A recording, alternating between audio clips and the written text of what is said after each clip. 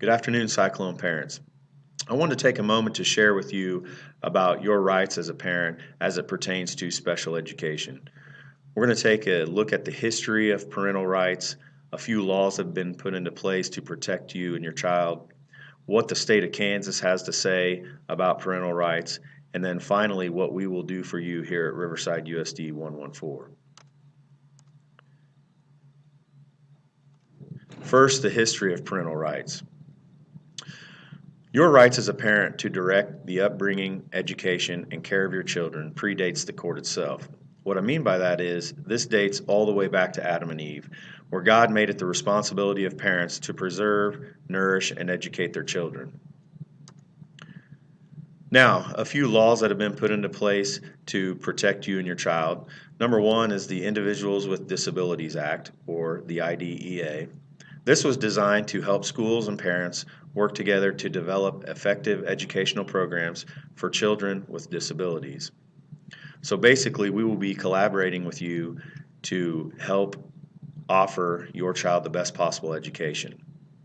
Number two, the Free Appropriate Public Education, or better known as FAPE, where every child with an exceptionality is entitled to a free education at public expense and in conformity with an individualized education program.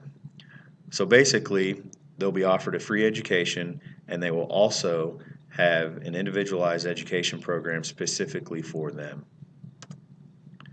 Now, since we're in the state of Kansas, we're going to take a look at what they say about your parental rights. First, the state of Kansas defines a parent as a biological, adoptive, person acting as a parent, legal guardian, appointed education advocate, or foster parent.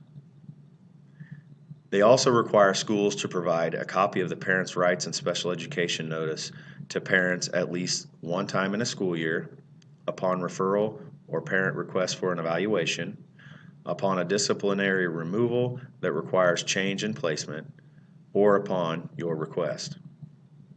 And finally, the state of Kansas says that parents are to be given the opportunity to be members of any decision-making team that affects their child's education.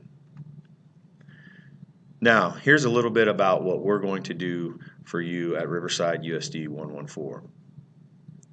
Number one, we will always communicate with you. Two, we will always provide prior written notice prior to any proposed changes to your child's education.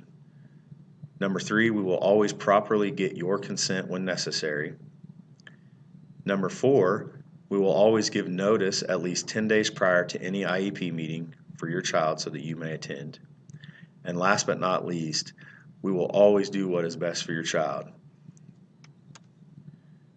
Thank you so much for listening. I really appreciate it. If you have any questions for me or any of our staff about your child or their education, don't hesitate to reach out. Please contact us at your earliest convenience. Thank you. Take care.